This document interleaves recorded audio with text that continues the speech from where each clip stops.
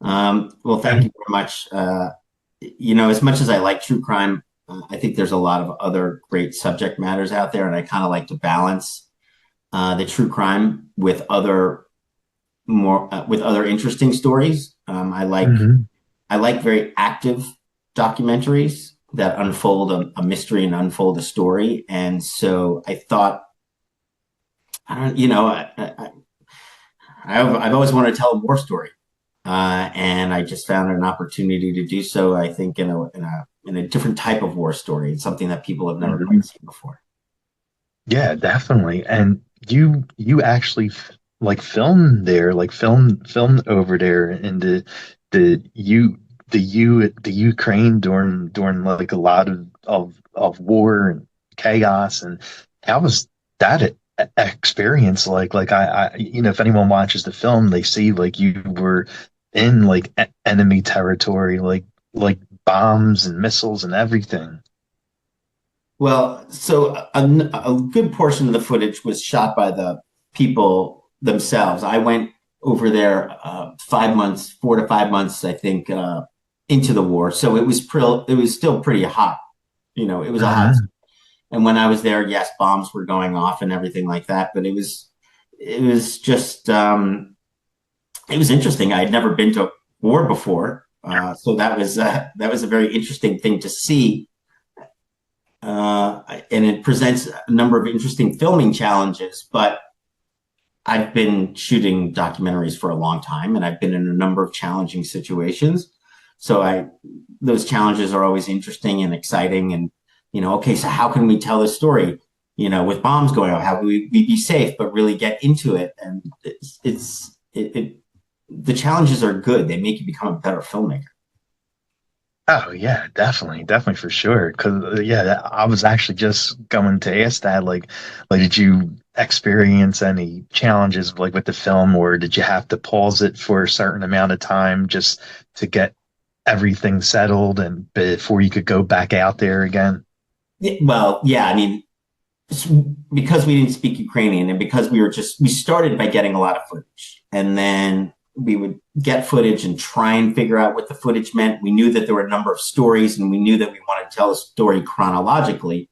So we saw things that were happening on screen, and then we would have conversations over Skype or Zoom, about what was going on. And so we went over there the first time to try and learn more about it and elicit those emotions that would kind of fill out the footage that we're seeing. And then we get a little bit more clarity as to the story. Be like, oh, it wasn't that Vitaly, it was the other Vitaly who was here. And then we would go back again, kind of knowing where our arc was, just to then fill out additional pieces. And then, try and find more animals to shoot and really, if you can, like some of the soft recreations or underpin just a little bit more of the story. But Okay. I will say, the first time I went, I didn't. I still don't speak any Ukraine. I went and I had a interpreter, but he wasn't doing simultaneous translations in an earwig or anything like that. So you just had to like go and hope. You just watch their faces, and it's like, Yeah. was the emotion there? It's like, yes, okay, great, let's go on to the next question. Okay. Okay. and And and thank God for my director of photography. Well, we had two director of photographers. One, Oliver Sarbill, who did another film. He did a little bit of retrograde, and he did another film called Victor. He went over with me the first time. It's just me and him, very light, minimal gear. And then the second time, I went with a longtime TP of mine, Nelson Hume, and we went back and were able to get just more, with a slightly larger crew. wow. Wow, that's a lot of work. Wow. Yeah.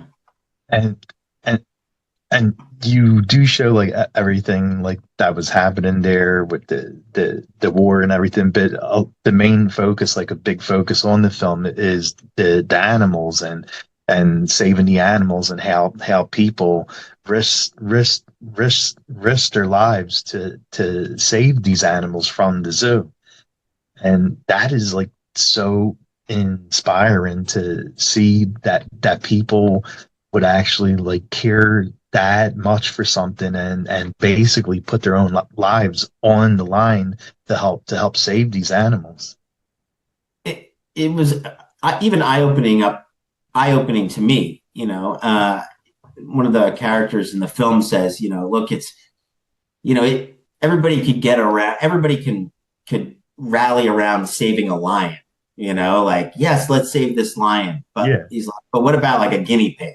Or like, can you do that? Would you put your life on the line for a guinea pig? And in thinking about it, it's like, yeah, why is one animal's life worth more? Why is one human's life worth more than the other human? So it really puts a interesting spin on the sanctity of all life. And you also just realize, we all have pets and we all see Oh our yeah. pets, but we see our pets like in their best lives. Very rarely do we see our pets, except like 4th of July, like terrified. And Mhm. so it was also about really understanding animals in all of their emotions. And I think that was an important realization for the boys. Like they had not seen animals terrified. They had not seen animals die from heart attacks. And we don't show a lot of dead. There's not very Well, few yeah, dead yeah. animals in the film. It's more about what they gain from this experience and the beauty of it. But it's interesting to look at the power of animals on our lives. Yeah, wow. And I I I know like some people actually lost their lives like trying to save the animals, and this film is definitely like a way to honor everyone that went out there and did it. Mm-hmm. It's interesting. I think if you don't see the film, some people may say like, "What? Like, how could you put your life on the line for an animal?" Or like what a tragedy, what a waste. They wasted their life. They died trying to save an animal.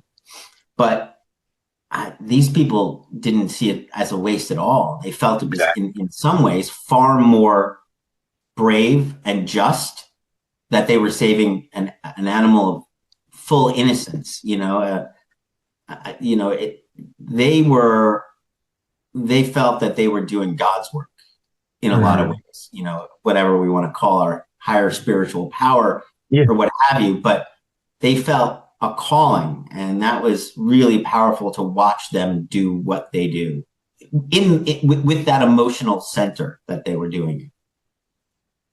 No, yeah, like when you watch the film, like you definitely see it. Like they they have a strong passion, and they knew what they were getting themselves into, and yeah, and it was their passion to save them, and it definitely shows it. Yeah. One interesting story is that the four boys who show up, the second day they were there, one of the older zookeepers gets killed by a lion. The lion's terrified and he reaches back in to close the door, and he gets killed. Mhm. And I was like, wait a second, I'm sorry. The second day you were there volunteering, you saw a guy get killed by a lion, and they're like, yes. And I was like, and you went back the next day, and they're like, yes. And I was, that like blew my mind that they would go back the third day after seeing that. Like so I many people would know. be like, I am out of here, Yeah. and they're like, no, we went back. We need now we we were needed more than ever. Yeah, true, true. Wow, I don't know what I would do. I might have I don't ran. know I what don't I would do know. either. Yeah, those kids were brave. Definitely. And you got Leonardo DiCaprio on board for the film, like to produce it, and how did that happen to get him on board for it? Yeah, I had done another film called The Loneliest Whale that Leo executive produced, and he's always, been helps filmmakers, in terms of getting the story out there and films that are about conservation and animal welfare, uh, all the important topics, and I just really commend him for using um, his voice to do this.